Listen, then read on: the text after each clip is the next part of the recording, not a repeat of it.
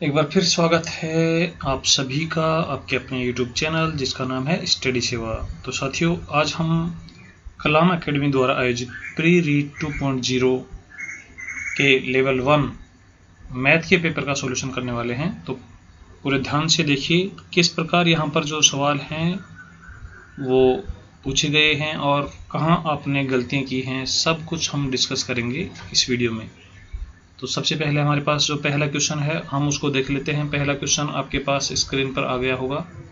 यहाँ पर दशमलव भिन्न से संबंधित सवाल पूछा गया है और सवाल कुछ इस प्रकार से है। यहाँ पर आप देख लीजिए, सवाल जो है यहाँ पर लिखा हुआ है अपरिमेय संख्या का दशमलव स्वरूप कैसा होता है। अपरिमेय संख्या जो होती हैं साथियों, उनका दशमलव स्वरूप कैसा होता है ये आपसे पूछा गया है। तो आप फटाफट से एक बार सवाल को देख लीजिए। अपरिमेय संख्याओं का दशमलव स्वरूप कैसा होता है ये आपको देखना है। यहाँ पर साथियों यदि हम बात करें शांत दशमलव, ऑप्शन यहाँ पर जो दिए गए हैं उनमें है शांत दशमलव और शांत दशमलव, ये हमारे पास है आवर्ती अशांत दशमलव, अनावर्ती अशांत दशमलव और इनमें से कोई नहीं। तो साथियों अपरिमेय संख्या जो होती हैं, अपरिमेय संख्या क्या होती हैं, जैसे 22/7 जिसको हम पाई बोलते थे। पाई एक प्रकार का अपरिमेय संख्या है और 22/7 जो है ये इसका हम लगभग रूप लिख लेते हैं, ये तो परिमेय संख्या है और पाई जो है ये अपरिमेय संख्या है। अपरिमेय संख्याएं जो होती हैं वो अनावर्ती अशांत दशमलव संख्याएं होती हैं। तो ऑप्शन सी यहाँ पर सही हो जाएगा। अब नेक्स्ट हम चलते हैं। नेक्स्ट हमारा जो रहेगा यहाँ पर आप देख लीजिए, नेक्स्ट क्वेश्चन की ओर हम चलते हैं। नेक्स्ट क्वेश्चन नंबर 92 यहाँ पर हम देखेंगे और 92 जो है ये स्थानीय मान से संबंधित है। यहाँ पर आप देख लीजिए संख्या, यहाँ पर एक संख्या दी गई है, संख्या है 4570.321 में 5 व 3 के स्थानीय मान का गुणनफल क्या होगा। तो साथियों आपको क्या करना था, इसमें 5 का स्थानीय मान कितना हो जाएगा, 5 का स्थानीय मान हो जाएगा 500 और दशमलव के बाद 2 का स्थानीय मान पूछा है तो दशमलव के बाद जो 2 का स्थानीय मान होगा वो होगा दशमलव, ऐसे कैसे लगा देंगे 0 और 2, इनको मल्टीप्लाई करना है। आप 5 को 2 से जब मल्टीप्लाई करेंगे तो ये हो जाएंगे 10 और 2 0 आप ऐसे की ऐसे लगा दीजिए। अब दशमलव 1 और 2 छोड़कर दशमलव लगा हुआ है तो 1 और 2 छोड़कर जब यहाँ पर आप दशमलव लगाएंगे तो हमारा रिजल्ट जो आएगा वो आएगा 10। तो ऑप्शन सेकंड यहाँ पर सही हो जाएगा। चलते हैं नेक्स्ट क्वेश्चन की ओर। नेक्स्ट क्वेश्चन जो है हमारा आपकी स्क्रीन पर कुछ इस प्रकार से है। यहाँ पर आप देख लीजिए क्वेश्चन नंबर 93 जो है साथियों, दो संख्याओं में बड़ी संख्या का दुगना और छोटी संख्या के 5 गुने से 3 ज़्यादा है, इस प्रकार से यहाँ पर आपसे सवाल पूछा गया है। तथा बड़ी संख्या के 4 गुने और छोटी संख्या के 3 गुने का योग 71 है, वे संख्याएं क्या हैं। तो साथियों मैं आपको एक एडवाइस दूंगा, इस प्रकार के जो क्वेश्चन हैं उनको आप किससे कीजिए, ऑप्शन से कीजिए। दो संख्याओं में बड़ी संख्या का 2 गुना, छोटी संख्या के 5 गुने से 3 ज़्यादा है। तो यहाँ पर देख लीजिए छोटी संख्या का 5 गुना और उससे 3 ज़्यादा होनी चाहिए बड़ी संख्या का 2 गुना। तो यहाँ पर यदि हम ऑप्शन फर्स्ट देखें तो 8 पंजो 40 और 3 43, तो ये तो बिना 2 गुना किए हो गया। 9 पंजो 45 और 3 48, तो 11 दूना 22, यानी बड़ी संख्या का 2 गुना कर लेंगे हम, जैसे 14 का 2 गुना कर लेंगे 28, छोटी संख्या का 5 गुना और उससे भी 3 ज़्यादा तो 55 25 और 3 28, तो ये वाला हमारा फिट बैठता है। बस ऑप्शन एक ही है आपके पास। अब दोनों जो शर्तें हैं उनको आप सेटिस्फाई कर लीजिए, यहाँ पर दोनों शर्तें सेटिस्फाई हो जाएंगी। छोटी संख्या का 5 गुना करेंगे तो 25 और उसमें 3 जोड़ देंगे तो 28, ये आपस में बराबर हो गए।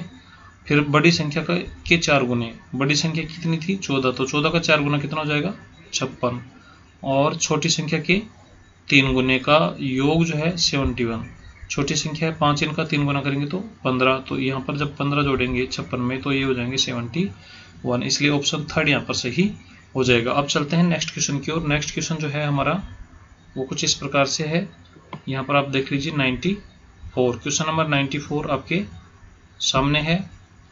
6 अंकों की एक संख्या के बारे में आपसे सवाल पूछा गया है, आप फटाफट देख लीजिए। 6 अंकों की एक संख्या एक ही अंक के पुनरावर्तन से बनी है, तो वह संख्या निम्न में से किससे विभाजित होगी। साथियों इसका मतलब यह है कि कोई संख्या है हमारे पास 6 अंकों की और वो एक ही अंक के पुनरावर्तन से, जैसे मान लीजिए 1 1 1 1 1 1, या तो इस प्रकार से हो सकती है या हो सकती है 2 2 2 2 2 2, यानी कोई एक सिंगल डिजिट होगा जो 6 बार रिपीट होगा, या फिर वो संख्या हो सकती है 3 3 3 3 3 3, इस प्रकार से हो सकती है। फिर आगे पूछा है वह संख्या निम्न में से किस से विभाजित नहीं होगी, विभाजित नहीं होनी चाहिए। तो आप यहाँ पर देखिए 3 का हमारा नियम क्या है। 3 का नियम ये है कि दी गई संख्या के अंकों का योग करेंगे और योग में 3 का भाग यदि चला जाएगा तो संख्या में भी भाग चला जाएगा। यहाँ पर 1 1 का जब योग करेंगे तो योग हो जाएगा 6, जब 2 2 का योग करेंगे तो योग हो जाएगा 12, जब 3 3 का योग करेंगे तो योग हो जाएगा 18। तो साथियों सभी जो है वो 6 के गुणज होने की वजह से यहाँ पर 3 का भाग सभी में जाएगा। इसी प्रकार हमारा जो 11 का नियम है उसमें यह है कि सम स्थानों और विषम स्थानों पर स्थित अंकों का जब हम अंतर करेंगे तो उनका अंतर 0 यहाँ पर प्राप्त हो जाएगा। जैसे यहाँ पर हम अंतर करते हैं 1 और 1 2 और 1 3, फिर 1 1 2 और 1 3, तो 3 में से 3 गए तो 0, तो 11 का भाग भी चला जाएगा। 9 का भाग यदि हम देखें तो 9 के भाग का नियम क्या है कि दी गई संख्या के अंकों का जो योग है वो 9 से विभाजित होना चाहिए। अब साथियों यहाँ पर आप देख रहे हैं कि यहाँ पर अंकों का योग हुआ है 6, यहाँ पर अंकों का योग हुआ है 12, तो ये 9 से विभाजित नहीं है, इसलिए इस सवाल का राइट आंसर आएगा 9। आप 13 से भी यदि चाहते हैं तो एग्जाम्पल ये जो संख्या लिखी हुई है इनको डिवाइड करके देख लीजिए, चला जाएगा। जैसे फर्स्ट में हम देखें तो 13 7 91 बच जाएंगे 10, 101 हो जाएंगे 13 7 91, और बच जाएंगे 9 91 हो जाएंगे 13 7 91, तो यहाँ पर चला जाएगा, 7 का भी चला जाता है 13 का भी चला जाता है, तो इस सवाल का राइट आंसर हो जाएगा ऑप्शन बी। अब चलते हैं क्वेश्चन नंबर हम 95 की ओर। 95 इस पेपर का जो क्वेश्चन नंबर 95 था उसकी ओर हम चलते हैं। ये रहा आपके स्क्रीन पर, यहाँ पर आप देख लीजिए। यहाँ पर जो संख्याएं दी गई हैं वो हैं हमारे पास आरोही और अवरोही क्रम से संबंधित। यहाँ पर आप देख लीजिए एक बार, यदि 2/3 23/30 9/11 11/15 और 4/5 को आरोही क्रम में लिखा जाए तो मध्य में कौन सी भिन्न होगी। साथियों सबसे पहले आपको बता दें आरोही क्रम का मतलब होता है, आरोही क्रम का मतलब होता है छोटे से बड़े की ओर, तो सबसे छोटी संख्या को पहले लिखना है, उसके बाद में उससे बड़ी, तो थर्ड नंबर पर कौन सी आएगी ये आपको देखना है। अब यहाँ पर हम क्या करेंगे, इस प्रकार के सवालों को हल करने के लिए हम सबसे पहले ये जो अंश हैं उनको 10 से गुना कर देते हैं, यानी 2 को बना देंगे हम 20, 23 को बना देंगे 230, 9 को बना देंगे 90, 11 को बना देंगे 110 और 4 को बना देंगे 40। अब हम इनमें हरों का भाग दे लेंगे, 3 का भाग देंगे तो 6 या 18, यानी 6 पॉइंट, अब 2 बच जाएंगे और 6 या 18 यानी 6.6 आएगा। 30 का भाग जब हम यहाँ पर देंगे तो 0 से 0 कट जाएगा। यहाँ पर 3 का भाग जब 23 में देंगे तो 8 या 24, यानी इसका आएगा 7 या 21, 2 बचेंगे, फिर 2 में भाग नहीं जाएगा तो 0.20 हो जाएंगे और 6 या 18 यानी 7.6। 11 का भाग जब 90 में देंगे तो 11 8 88, 2 बच जाएंगे 20, 11 एकम 11। 15 का भाग जब 110 में देंगे तो 15 7 105, 15 7 105 बच गए 5। अब 5 में भाग नहीं जाएगा तो 10 मिनट लगाएंगे 50 हो जाएंगे और 15 या 45 यानी 7.3, और 5 का भाग जब 40 में देंगे तो 8। अब आप इनको, ये जो हमारे पास रिजल्ट आए इनको आप देख लीजिए आरोही क्रम में जमा लीजिए। सबसे छोटा कौन है? सबसे छोटा है 6.6, अर्थात सबसे छोटी जो भिन्न होगी वो होगी 2/3। उसके बाद हमारे पास जो भिन्न होगी वो होगी 7/6, यानी 7.6 नहीं, यानी 23/30 वाली। उसके बाद आएगी 7 यहाँ पर 7.3 वाला आएगा, यानी 11/15 वाला सेकंड नंबर पर आ जाएगा। और उसके बाद आ जाएगा हमारा 23/30 वाला, ये थर्ड नंबर पर आ जाएगा और यही मध्य में हो जाएगा। तो इस सवाल का राइट आंसर हो जाएगा 23/30। अब चलते हैं क्वेश्चन नंबर नेक्स्ट की ओर। तो क्वेश्चन नंबर नेक्स्ट यहाँ पर आप देख लीजिए। क्वेश्चन नंबर नेक्स्ट है हमारा 96, और 96 जो है साथियों वो यहाँ पर आपको दिखाई दे रहा है। 96 है, ये भी भिन्नों के बारे में ही है। यहाँ पर आप देख लीजिए, सवाल कुछ इस प्रकार से है। दो भिन्नों के हर क्रमशः 7 व 9 हैं। दो भिन्न हैं हमारे पास जिनके जो हर हैं वो 7 और 9 है। इन भिन्नों का योगफल यदि उनका योग करें तो वो आता है 55/63। उनके अंशों को बदलने पर भिन्नों का योग इतना हो जाता है। वे भिन्न कौन सी हैं? साथियों, ऐसे सवालों को हल करने के लिए मैं आपको सलाह दूंगा कि आप हमेशा ऑप्शन से ही हल करें, यानी दो भिन्न जिनके हर 7 और 9 हों, आप ऑप्शन में ढूंढिए। तो 7 और 9 सभी में है। अब आप इनका योग करके देख लीजिए। तो योग करने के आपके पास काफ़ी सारी ट्रिक्स होंगी, एलसीएम लेकर या फिर क्रॉस मल्टीप्लाई करके भी कर सकते हैं। जैसे एलसीएम इनका आ जाएगा 63, एलसीएम तो गया 63। इसको 9 चौक 36 और 9 पंजों 7 पंजों 35, तो 36 और 35 से तो 55 से ज़्यादा चले जाएंगे। तो ऑप्शन सेकंड को देखेंगे, यहाँ पर 9 पंजों 45 और 7 चौक 28, ये भी ज़्यादा चले जाएंगे। 9 तिया 27 और 7 चौक 28, यानी 27 प्लस में 28 और बटा में 63, तो ये हो जाएंगे हमारे 55/63। तो ये तो हो गया हमारा पहली कंडीशन सेटिस्फाई हो गई। अंशों को बदल दें। अंशों को बदलने का मतलब ये है, कि 3 के स्थान पर हम 4 कर दें तो हमारे पास जो भिन्न होंगी वो जाएंगी 4/7 और प्लस में 3/9। तो अब क्या हो जाएगा साथियों? अंशों को बदलने से उनके अंशों को बदलने पर भिन्नों का योग 19/21 हो जाता है। तो यहाँ पर आप थोड़ा सा देख लीजिए, अंशों को बदलने पर 19/21 हो जाता है। तो साथियों यहाँ पर हम बात करें तो अंशों को बदलने पर अब इनका जब हम योग करेंगे तो योग जो होगा ये हो जाना चाहिए 19/21। और 19/21 किस प्रकार से होगा ये आप यहाँ पर देख लीजिए। इनको जब हम ऐड करेंगे तो इसको हम कैंसिल कर देंगे, 1/3 हो जाएगा। एलसीएम आ जाएगा हमारे पास यहाँ पर 21, 3 चौक 12 और 7 ऐसे कैसे, तो 12 और 7 19 हो जाएंगे। ऑप्शन थर्ड यहाँ पर बिल्कुल सही हो जाएगा। अब चलते हैं नेक्स्ट क्वेश्चन की तरफ। क्वेश्चन नंबर कौन सा हमारा 97। तो 97 जो है वो आप यहाँ पर देख लीजिए स्क्रीन पर। ये हमारा जो क्वेश्चन है ये ज्यामिति का क्वेश्चन है। दी गई आकृति में एल, हमारे यहाँ पर एक आकृति दी गई है।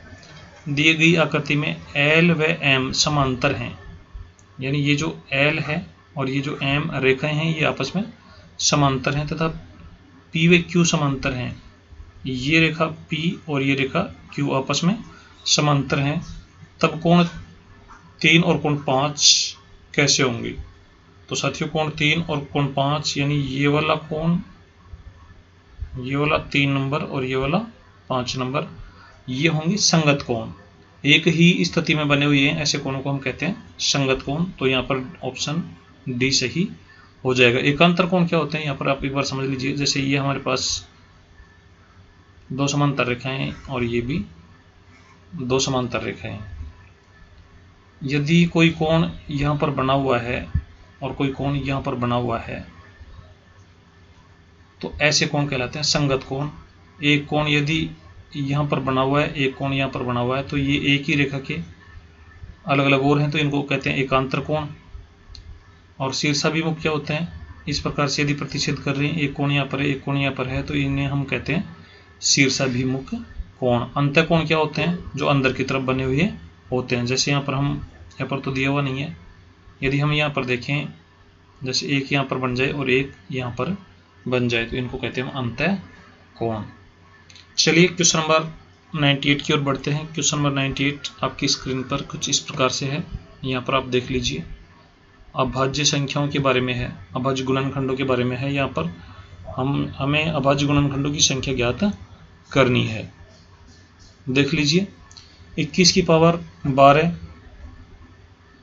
21 की पावर 12, 23 की पावर 17 और 25 की पावर 19 के अभाज्य गुणनखंडों की संख्या ज्ञात कीजिए। तो साथियों ये 21 जो है ये भाज्य है, इसे आप अभाज्य टुकड़ों में तोड़ दीजिए। तो हम इसको लिख सकते हैं ऐसे, 3 इंटू में 7 और इसकी पावर कितना 12 और इंटू में 23 की पावर 17 और इंटू में 25 को लिख सकते हैं 5 इंटू में 5 और इसकी पावर कितनी 19। तो अब यहाँ पर हमारा क्वेश्चन ऐसे हो जाएगा, 3 की पावर 12 इंटू में 7 की पावर 12 इंटू में 23 की पावर 17 इंटू में 5 की पावर 19 और इंटू में 5 की पावर 19। अब हमें क्या करना है, बस ये अभाज्य गुणनखंडी है, इनकी जो पावर है इनको जोड़ लीजिए। 12 और 12 24, 24 और 17 41, 41 और 19 यानी 19 60 हो जाएंगे, 60 और 19 79। तो ऑप्शन बी यहाँ पर सही हो जाएगा।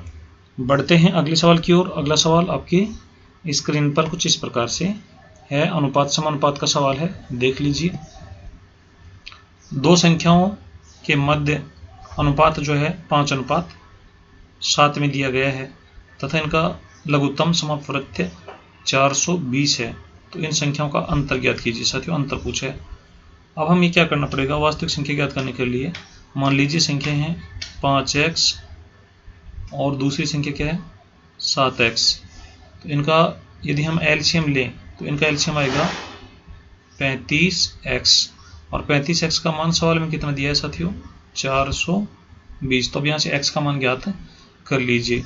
इससे जब हम काटेंगे तो ये कटेगा 35 से कम 35, बच गए कितने 7, तो 70 हो जाएंगे। 35 दूना 70, 12, x का मान कितना जाएगा 12। तो ये तो हो जाएगी 12 पंजो 60 और ये 12 सतम 84। अंतर कितना हो गया दोनों का 24। तो ऑप्शन थर्ड यहाँ पर सही हो जाएगा। चलते हैं क्वेश्चन नंबर नेक्स्ट की तरफ। क्वेश्चन नंबर नेक्स्ट हमारा है 100 नंबर का क्वेश्चन। देख लीजिए, किन्हीं दो संख्याओं का लैसेप है, दो संख्याओं का जो लैसेप है वो तो है 756 और मैसेप जो है ये है 12। इनमें से एक संख्या 108 है तो दूसरी संख्या ज्ञात करनी है। साथियों एक फॉर्मूला होता है, प्रथम संख्या इंटू में द्वितीय संख्या बराबर होता है उनका एलसीएम इंटू में एचसीएफ। यानी एलसीएम और एचसीएफ को इंटू कर दें और प्रथम संख्या और दूसरी संख्या को आपस में मल्टीप्लाई कर दें तो दोनों जगह सेम आंसर आता है, बराबर हो जाते हैं। तो हमारे पास एक संख्या है, मान लीजिए प्रथम संख्या 108 है, द्वितीय संख्या हमारी x मान लेते हैं, एलसीएम है 756 और एचसीएफ है 12। अब हम इनको देख लेते हैं, काट कर देख लेते हैं कि इसका रिजल्ट कितना आएगा। तो यहाँ पर साथियों आप देख लीजिए, जो रिजल्ट है 12 से 108 से इसको काट दीजिए, 108 से जब इसको काटेंगे तो ये कट जाएगा 7 बार और 12 सतम 84, तो x का मान आ जाएगा 84। ऑप्शन फर्स्ट यहाँ पर सही हो जाएगा। चलते हैं नेक्स्ट सवाल की ओर। नेक्स्ट सवाल जो है साथियों हम देखते हैं 101 एवरेज का सवाल है, सिंपल सा सवाल है। बस आपको ध्यान ये रखना है कि एग्ज़ाम में जल्दबाजी में किसी सवाल को गलत नहीं करना। और साथियों, एग्ज़ाम में आपका जो कंसंट्रेशन है वो ही आपको सफलता और असफलता की ओर अग्रसर कर देता है। यदि आपने एक सवाल भी जो सिंपल सवाल था और उसको आप बाई मिस्टेक गलत कर दिए तो वही आपको लाखों से पीछे कर देता है। और यदि कठिन सवाल को आपने दिमाग लगा के ठीक कर दिया तो वही आपको लाखों से आगे कर देता है। तो इस बात का विशेष ख्याल रखना है। यहाँ पर संख्या दी गई, 3 संख्याओं का औसत 16 है। तो साथियों योग कितना हो जाएगा? योग हो जाएगा इनका 16 इंटू में 3 बराबर 48। प्रथम व द्वितीय संख्या का औसत है 17। तो प्रथम और यानी ऐसे समझ लीजिए 3 संख्याएं हैं, तीनों का यदि हम योग करें तो ये होता है 48। पहली और दूसरी का औसत है 17, तो इनका योग करें तो ये हो जाएगा 34। फिर द्वितीय और तृतीय का औसत 15 है, तो योग करेंगे तो दूसरी और तीसरी का योग करेंगे तो हो जाएगा 30। तो साथियों योग नीचे की तरफ से हो रहा है 64 और ऊपर की तरफ से हो रहा है 48। अब नीचे की तरफ ज़्यादा क्यों हुआ है साथियों? ज़्यादा इसलिए हुआ है कि यहाँ पर बीच वाली जो संख्या है डबल बार काउंट हो गई है। यहाँ पर पूछा भी क्या है, द्वितीय संख्या क्या होगी, तो ये कितनी ज़्यादा है इससे? 48 से 16 ज़्यादा है। तो द्वितीय संख्या का हमारा जो मान हो जाएगा वो हो जाएगा 16। आंसर यानी ऑप्शन सेकंड यहाँ पर सही होगा। चलते हैं क्वेश्चन नंबर 102 की ओर। बस ये सवाल थोड़ा सा कन्फ्यूजन करने वाला था, बाकी तो सारे सवाल जो हैं काफ़ी इजी थे। देख लीजिए, 80 वस्तुएं बेचने पर 20 वस्तुओं के विक्रय मूल्य के बराबर हानि होती है, हानि प्रतिशत ज्ञात कीजिए। साथियों आपको कोई ट्रिक याद नहीं रखनी, मैं आपको एक ऐसा तरीका बताऊंगा जिससे आपके इस प्रकार के जो सवाल हैं वो आसानी से हल हो पाएंगे और बिना किसी कन्फ्यूजन के। एक तो प्रैक्टिकल तरीका बताता हूँ। पहले समझ लीजिए कि आपके पास 80 पेन हैं या 80 नींबू हैं, कोई भी 80 वस्तुएं हैं, उनको आप बेच रहे हो और प्रत्येक को 1-1 रुपये में बेच रहे हो। तो साथियों कितने रुपए में बेचेंगे अपन उनको बेच देंगे 80 रुपये में। और 80 रुपये में बेच दिए 80 वस्तुओं को। ऐसी स्थिति में हमें हानि हो गई है 20 रुपये की। 80 रुपये में हमने क्या किया, उनको बेच दिया। तो 20 वस्तुओं की विक्रय मूल्य, 20 वस्तु कितने की बिकी होंगी? 20 रुपये की। 20 रुपये की हमें क्या हो गई है?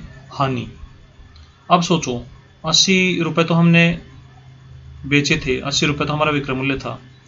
80 रुपये जब विक्रय मूल्य था तो 20 रुपये की हमें हानि हुई। इसका मतलब हम इन वस्तुओं को खरीदे कितने में थे? 100 रुपये में। 100 रुपये में खरीदे थे, ये हमारा कॉस्ट प्राइस है, क्रय मूल्य है। और 100 रुपये वाली जो चीज़ें थी उनको बेच कितने में दिए?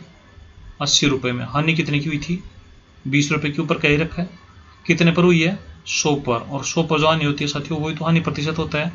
तो ऑप्शन फर्स्ट यहाँ पर सही हो जाएगा। ये तो था आपका प्रैक्टिकल मेथड से, यानी आप यदि अच्छा दिमाग लगा लेते हैं तो आपको फिर आसानी से सवाल हल कर देंगे। दूसरा मैं एक बार इसको इरेज करके और फिर मैं आपको साथियों एक जो मेथड है वो समझा देता हूँ, ताकि आपको यदि ये वाला प्रैक्टिकल तरीका समझ में नहीं भी आया हो तो भी आप सवाल को तो हल करेंगे ही करेंगे। सवाल गलत होना नहीं चाहिए। यहाँ पर देख लीजिए, हानि कब होती है? हानि होती है साथियों जब हम ज़्यादा में खरीदें और कम में बेच दें, यानी हमारा क्रय मूल्य क्या हो? ज़्यादा हो। 80 वस्तुओं का क्रय मूल्य पता नहीं क्या था, आप लिख दो 80 का सीपी। सीपी का मतलब कॉस्ट प्राइस, क्रय मूल्य। ये तो हम खरीद कर लाए और बेच दिए, उन 80 वस्तुओं को ही बेच दिए। उनका जो विक्रय मूल्य था 80 का एसपी लिख दो। अब समझ जाओ, खरीदे ज़्यादा में थे और बेचे कम में है, तो ज़्यादा में से जब हम कम घटाएंगे तो हानि हो जाएगी। कितने की हानि हुई?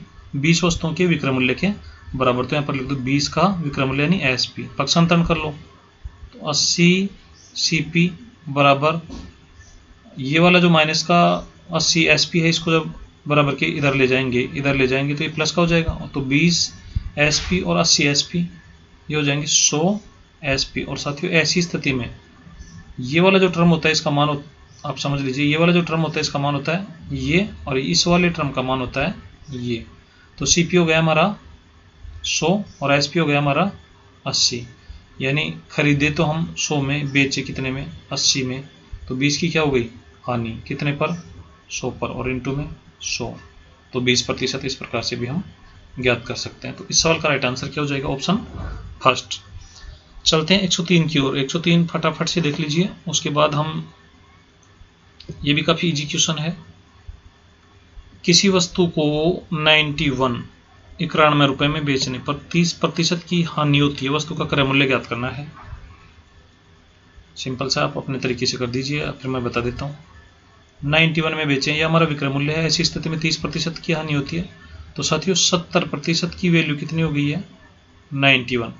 और क्रय मूल्य पूछ रहा है, क्रय मूल्य हमेशा 100% होता है। तो 1%, एक नियम से कर दीजिए। 1% का मान कितना होगा? 91/70%। और 100% का मान कितना होगा? तो परसेंट से परसेंट कट जाएगा। यहाँ पर एक जीरो से एक जीरो कैंसिल हो जाएगी। 7 से ये 13 बार, और एक ये 13 को जब 10 से मल्टीप्लाई करेंगे तो 130। तो इस सवाल का राइट आंसर क्या हो जाएगा? Option D. क्रय मूल्य कितना हो जाएगा? 130। ये था साथियों सिंपल सा। अब नेक्स्ट बढ़ते हैं 104 की ओर। साधारण ब्याज का सवाल है, और सवाल भी साधारण ही है। साधारण ब्याज का कोई भी सवाल हो, आप केवल एक सूत्र लिख लीजिए और उस सूत्र से प्रत्येक सवाल हल हो सकता है। किसी राशि का साधारण ब्याज, किसी राशि का साधारण ब्याज मूलधन का 1/4 है। साथियों मूलधन का 1/4, इसका मतलब क्या हुआ? मूलधन यदि हमारा 4 हो तो ब्याज कितना है? 1। मूलधन यदि आप 100 मानेंगे तो ब्याज कितना होगा? 25। मूलधन यदि आप 1000 मानेंगे तो ब्याज कितना होगा? उसका 1/4 अर्थात 250। तो आप सीधा सा यहीं से ध्यान रखिए, का के पास जो राशि होती है उसका मान हमेशा हर में होता है, और जिसके बारे में हम चर्चा कर रहे हैं अगल बगल में, उसका मान अंश में होता है। सूत्र आपको क्या लिखना है? सूत्र लिखना है ब्याज बराबर ब्याज बटा 1 बराबर मूलधन इंटू में दर और इंटू में समय और बटा में 100। बस ये रामबाण सूत्र है। यहाँ पर ब्याज कितना आ रहा है? ब्याज आ रहा है 1, तो 1/1। मूलधन कितना है? 4, इंटू में दर कितनी है? दर व समय के संख्यात्मक मान बराबर हैं, तो मान लीजिए दर x% है और समय x वर्ष है, बटा में 100। वज्र गुणा कर लीजिए। वज्र गुणा करेंगे तो हमारे पास आ जाएगा 4x² बराबर 4x² बराबर आ जाएगा 100। 4 से काट दीजिए, यह आ जाएगा 25। x² का मान 25 है तो x का मान क्या आ जाएगा? 5। तो दर प्रतिशत पूछे तो 5%, और समय पूछे तो 5 वर्ष। ऑप्शन बी यहाँ पर राइट हो जाएगा। हमारा ऑप्शन बी यहाँ पर राइट हो जाएगा। चलते हैं 105 की और एक फटाफट से देख लीजिए। और साथियों यदि आपको हमारा ये जो वीडियो है ये आपको अच्छा लग रहा हो तो आप इसे लाइक कर सकते हैं, चैनल को सब्सक्राइब कर सकते हैं, अपने अन्य साथियों के साथ इसे शेयर भी कर सकते हैं। और किसी प्रकार की कोई समस्या हो तो आप कमेंट भी कर सकते हैं, कोई मनाही नहीं है। हम बिल्कुल भी मना नहीं करेंगे कि भाई कमेंट क्यों कर रहे हो। कमेंट आप कर सकते हो, लाइक शेयर भी कर सकते हो। बस आपकी इच्छा होनी चाहिए कि कोई व्यक्ति आपके लिए काम कर रहा है तो आप हल्का फुल्का मोटिवेशन तो इन चीज़ों से दे ही सकते हो। क्वेश्चन 105 ये है, 24 व्यक्ति 8 घंटे प्रतिदिन काम करके किसी कार्य को 39 डेज में समाप्त कर सकते हैं। तो बताओ 26 व्यक्ति 12 घंटे प्रतिदिन कार्य करके उस कार्य को कितने दिनों में समाप्त करेंगे। तो सिंपल सा फॉर्मूला याद रखो, M1D1H1 बटा W1 बराबर M2D2H2 बटा W2। बस यहाँ रख दीजिए, M का मतलब काम करने वाले, तो यहाँ पर हम रखेंगे फटाफट से। पहले में 24 इंटू में घंटे कितने हैं? ये 8, और इंटू में दिन कितने हैं? 39, और बटा में एक काम। और वही काम जो है साथियों 26 व्यक्ति 12 घंटे प्रतिदिन कार्य करते हुए कितने दिन में, तो D2 हमें ज्ञात करना है, बटा में वही काम। बस काट दीजिए। काटेंगे तो कैसे काटेंगे? 12 एकम 12, 12 दूना 24। 13 से काटेंगे तो 13 दूना 26, 13 तिया 39। और अब क्या बच गया? यहाँ पर 2 बच गया, तो 2 से इसको काट दो 4 बार, 4 × 12, 12 दूना 24। तो यहाँ पर आंसर आ जाएगा हमारा 24। चलते हैं क्वेश्चन नंबर 106 की ओर। 106 वाला जो क्वेश्चन है वो आप देख लीजिए। एक समांतर चतुर्भुज का एक कोण अपने आसन्न कोण के दुगने से 15 डिग्री कम है। तो समांतर चतुर्भुज में बड़े आसन्न कोण की माप क्या होगी? सबसे पहले तो आपको ये पता होना चाहिए कि समांतर चतुर्भुज जो होता है वो क्या होता है। साथियों, हम आपको बता दें, ये एक समांतर चतुर्भुज है, यानी ऐसा चतुर्भुज जिसकी आमने सामने की भुजाएं समानांतर हो। यानी आयत जो होता है उसको आप समांतर चतुर्भुज भी कह सकते हैं। बस यहाँ पर आपको ध्यान क्या रखना है, ये वाला कोण और ये वाला जो कोण है ना, यदि हम इसे ए कहें और इसे बी कहें, ये आसन्न कोण है और इन दोनों का जो योग होता है साथियों, ये होता है 180 डिग्री। अब आपको क्या करना है, समांतर चतुर्भुज के में बड़े आसन्न कोण का मान ऑप्शन से देख लो और शर्त पूरी कर दो, बस कुछ नहीं करना। अपने आसन्न कोण के दुगने से 15 कम है, इसका मतलब एक छोटा कोण है। बड़ा यदि हम बी को मानते हैं, समझ लीजिए यहाँ पर बड़ा हम किसको मानते हैं, बी को, और छोटा क्या है, ए। तो ए का दुगना करेंगे तो बी से 15 डिग्री कम होना चाहिए। अब देख लीजिए बी को क्या माने, 65। तो फिर बी को 65 मानेंगे तो ए तो इससे बड़ा हो जाएगा। क्यों हो जाएगा? क्योंकि दोनों का योग कितना होना चाहिए, 180। तो यदि हम ए को 65 मानते हैं, ए को कितना मानते हैं, 65, ए को हम 65 मान लें तो बी कितना हो जाएगा, 115। हो गया योग 180। अब ए का दुगना करो, 65 दूना 130, 130 दुगना करने पर इससे 15 ज़्यादा हो गया। तो हमसे क्या पूछा है, बड़ा वाला कोण। तो बड़ा वाला कोण कितना हो जाएगा, 115। तो ऑप्शन हो जाएगा यहाँ पर सी। चलते हैं नेक्स्ट क्वेश्चन की ओर। नेक्स्ट क्वेश्चन देख लीजिए यहाँ पर 107 यहाँ पर एक चित्र दिया गया है। दिए गए चित्र में कोण बी 70 डिग्री है। यहाँ पर हमारा ये जो कोण है ये है 70 डिग्री तथा कोण सी 50 डिग्री है। ये वाला जो कोण है ये है 50 डिग्री तथा ए क्यू कोण सी ए पी, ए क्यू ये वाली जो हमारी भुजा है ए क्यू कोण सी ए पी इसका समद्विभाजक है, यानी ये वाला और ये वाला आपस में क्या है, बराबर है। और फिर ए पी है बीसी पर लंब, ये ए पी जो है ये बीसी पर लंब है, यानी ये वाला जो कोण है साथियों ये है 90 डिग्री। तो ये वाला भी क्या होगा, 90 डिग्री। अब आप ऐसे ही समझ लीजिए, कैसे समझ लीजिए, इस छोटे वाले त्रिभुज की यदि हम बात करें ए पी सी, इस त्रिभुज की यदि हम बात करें ए पी सी, तो इसमें ये कोण तो कितना हो गया 90, ये कोण कितना हो गया 50। तो ये वाला जो कोण है ये पूरा ये हो गया 40, ये 40 हो गया। तो ये वाला 20 और ये वाला 20। हमसे क्या पूछा है, कोण P A Q, P A Q, तो कितना हो जाएगा 20। उम्मीद करता हूँ आपको अच्छे से समझ में भी आ गया होगा। आप इस प्रकार से भी इस सवाल को कर सकते हैं। नेक्स्ट 108, क्वेश्चन नंबर 108 यहाँ पर देख लीजिए। वृत्त के बारे में क्वेश्चन पूछा है। दिए गए चित्र में ए ओ बी वृत्त का व्यास है साथियों, ए ओ बी ये वाली जो लाइन है ये वृत्त का व्यास है तथा कोण A B C, A B C ये वाला जो कोण है साथियों ये है 40 डिग्री, 40 डिग्री। और तो कोण बी ए सी इस कोण का मान पूछा आपसे साथियों। सी वाला जो कोण है ये 90 डिग्री होगा, क्योंकि व्यास द्वारा वृत्त के किसी भी भाग में बनाया गया कोण क्या होता है 90 डिग्री। तो हमारा सी तो हो गया 90 डिग्री, बी के बारे में बोल दिया 40 डिग्री।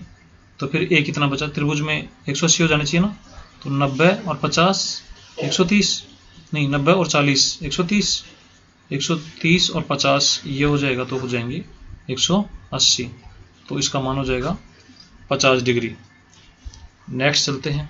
और साथियों आप ये ज़रूर कमेंट करके बता देना कि आपने इन सवालों में से कितने सवाल सही किए थे यदि आपने पेपर दिया है तो, और पेपर नहीं दिया है तो आपने अपने हिसाब से करके देख ही लिया होगा या कितने सही कर सकते थे, कमेंट ज़रूर करके बताना। एक टंकी में 18 लीटर और 750 मिलीलीटर दूध है।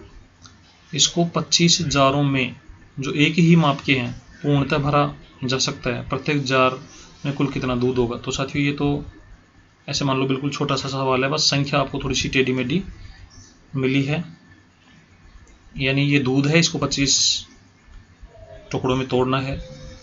18 लीटर, तो 18 लीटर को हम कह सकते हैं 18,000 मिलीलीटर, और उसके बाद 750 और जोड़ दो इसमें, तो 18,750, और इसमें दे दो भाग 25 का, तो 25 सत्ते 25 की 150, 25 सत्ते 175, 25 सत्ते 175, बच गए कितने? 12 जब यहाँ पर लगाएंगे तो 125 हो जाएंगे। 25 पंजो 125, और क्या बच गया? एक जीरो बच गया, तो यहाँ पर जीरो लगा दो। इतने मिलीलीटर, तो 750 मिलीलीटर, ऑप्शन सेकंड यहाँ पर सही हो जाएगा। अब बढ़ते हैं अगले सवाल की ओर। अगला सवाल यहाँ पर हमारे पास दिया हुआ है, एक आयत का विकर्ण 26 सेंटीमीटर है। आयत है ये हमारे पास एक आयत है साथियों। इसका ये जो विकर्ण है ये है 26, उसका परिमाप कितना है साथियों? 68। तो अर्ध परिमाप कितना होगा? अर्ध परिमाप हो जाएगा साथियों हमारा 34। अर्ध परिमाप का मतलब क्या है? इस वाली भुजा और इस वाली भुजा को यदि हम जोड़ें तो ये 34 होनी चाहिए। अब हम क्या करेंगे साथियों, आपको पाइथागोरस त्रिक यदि याद हो तो वहाँ पर ऐसे होता है, वहाँ पर जो होता है 5, 12, 13, ये एक अनुपात है। यानी विकर्ण 13 है तो एक भुजा कितनी होगी? 12, और एक भुजा कितनी होगी? 5। तो यहाँ पर विकर्ण 26 दिया हुआ है, इसको कर दो 26, तो ये कितना हो जाएगा? 24। ये कितना हो जाएगा? 10। 24 और 10 34, अर्ध परिमाप हो गया। यानी ये भुजा हमारी कितनी है? 24। ये कितनी है? 10, और ये कितनी है? 26। क्षेत्रफल पूछ रहा है, तो 24 को 10 से गुणा कर देंगे, 240 वर्ग सेंटीमीटर। यहाँ पर केवल 240 लिखा है तो ये सही मान लेंगे, ऑप्शन बी यहाँ पर राइट हो जाएगा। तो साथियों ये थे मैथ के 20 क्वेश्चन। आपको हमारा सॉल्यूशन कैसा लगा? पेपर का ये जो सॉल्यूशन हमने किया है आपके लिए कितना उपयोगी रहा है, ये भी आप कमेंट करके बता सकते हैं। और यदि आपने रीट L1 का पेपर दिया है तो आप अपना जो टोटल स्कोर है वो भी एक्सपेक्टेड, अभी आंसर की नहीं है, ये आंसर की आ जाएगी 1-2 दिन में, तो आप एक्सपेक्टेड जो स्कोर है वो भी कमेंट कर सकते हैं। और साथियों हम आपको एक सलाह देना चाहेंगे कि अब आपके पास केवल कितने दिन बचे हैं? मान लीजिए 19 दिन बचे हैं, या 18-19 दिन मान लीजिए। इनमें आप अपना जितना ज़्यादा हो सके रिवीजन कीजिए। आलतू फालतू की जो नए टॉपिक हैं उनको पढ़ने से बचिए, और टेंशन बिल्कुल भी मत कीजिए। बोरियत बिल्कुल भी आपके दिमाग में नहीं होनी चाहिए, आप भयभीत नहीं होने चाहिए। एग्जाम फोबिया जो होता है वो आपके पास बिल्कुल भी नहीं होना चाहिए। ऐसे डर नहीं होना चाहिए कि साहब एग्जाम तो नज़दीक आ गई और कुछ भी याद नहीं है। जब सब कुछ याद होता है तो हमें ऐसा ही लगता है कि कुछ भी याद नहीं है। आप प्रतिदिन थोड़ा मेडिटेशन भी करें, साथ ही जैसे 2 घंटे कंटिन्यू पढ़ रहे हैं तो बीच में 5 से 10 मिनट आप मधुर संगीत सुन लीजिए जो आपको सबसे अच्छा लगता है। लीड लगाकर सुन लीजिए, पूरी मस्ती के साथ सुन लीजिए, तो आपका फिर 2 घंटे पढ़िए और फिर 5 से 10 मिनट गाने सुनिए, थोड़ा टहल लीजिए। इस प्रकार करेंगे, थोड़ा कॉन्फिडेंस रखिए, तो खूब सारी आप एग्ज़ाम जो हैं वो पास कर सकते हैं और रीट में भी आप अच्छे स्कोर के साथ मतलब सफल हो सकते हैं। आपको 26 सितंबर को होने वाली रीट के लिए हार्दिक शुभकामनाएं।